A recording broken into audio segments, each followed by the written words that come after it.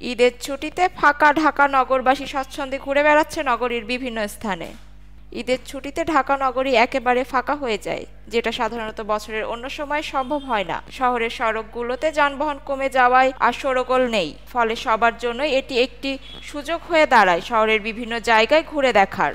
অনেকে ঈদের ছুটির সময় পরিবার বা বন্ধুদের সঙ্গে নগরীর নিরিবিলি স্থানে ঘুরে বেড়াতে পছন্দ করে। কোথাও জঞ্জাট নেই, সড়কের গাড়ির চাপ কমে গেলে ঢাকা শহরের প্রতিটি পাড়া মহল্লায় শান্ত পরিবেশ সৃষ্টি হয়। প্রতিদিনের কর্মব্যস্ততায় যেগুলো একেবারে ভরা থাকে সেগুলো এখন পুরোপুরি খালি পরিবেশ দেখা যায়। বিশেষ করে রাস্তাগুলোর পাশে কফি শপ, রেস্টুরেন্ট এবং পার্কের বেশ ভালো সময় কাটানো যায়। ঢাকা শহরের বিভিন্ন পার্ক যেমন ঢাকা বোটানিক্যাল গার্ডেন, সোহরাওয়ার্দী উদ্যান, বঙ্গবন্ধু শেখ মুজিবুর রহমান কৃষি বিশ্ববিদ্যালয় পার্ক, রমনা পার্ক ঈদের ছুটিতে অনেকটাই নিরিবিলি হয়ে ওঠে, যেখানে শান্তিপূর্ণভাবে হাঁটাহাঁটি বা পিকনিক করা যায়। শহরের ঐতিহাসিক স্থানগুলো পর্যটকদের জন্য আকর্ষণীয় হয়ে ওঠে। ন্যাশনাল মিউজিয়াম, বাংলাদেশের জাতীয় শিল্পকলা একাডেমি এবং সেন্ট্রাল জাদুঘরগুলি দেখতে যাওয়া একটি দারুণ অভিজ্ঞতা হতে পারে। ঈদের সময় মসজিদ, মন্দির বা গির্জা শানিত পরিবেশে পরিদর্শন করা যেতে পারে। ঢাকার পুরান ঢাকায় বিশেষভাবে চুন্নি মসজিদ, ঢাকেশ্বরী মন্দির এবং স্টাফোর্ড গির্জার মতো স্থানগুলোতে শবে বরাত বা ঈদের ছুটির পরে কিছু সময় শান্তিপূর্ণভাবে ঘোরাঘুরি করা খুব ভালো হয়। শহরের লোকগুলোর মতো উত্তরা এবং খিলক্ষেতের হোসেনি দিঘি কিংবা গুলশান, বনানী, বাড়িধারার লেকগুলো খুবই শান্ত।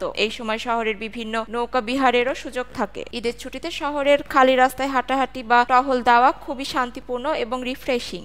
প্রচুর মানুষ ঢাকা ছেড়ে চলে যায়, তখন একটি শান্তিপূর্ণ পরিবেশ সৃষ্টি হয়। বাইকে রাইড, রিকশায় চড়া অথবা শুধুমাত্র হাঁটাহাঁটি করেও বেশ ভালো সময় কাটানো যায়। শহরের বাজারগুলোও অনেক ফাঁকা থাকে, তাই কেনাকাটার জন্য এটি উপযুক্ত সময়। এই সময়ে শহরের বিভিন্ন রেস্টুরেন্ট, কফি শপ কিংবা শপিং মলগুলোতে নিরিবিলি সময় কাটানোর জন্য আদর্শ হয়ে ওঠে, যেখানে অনেক কম ভিড় থাকে। ভিডিওটি ভালো লাগলে লাইক, কমেন্ট অ্যান্ড শেয়ার দিয়ে আমাদের পাশে থাকবেন। ধন্যবাদ।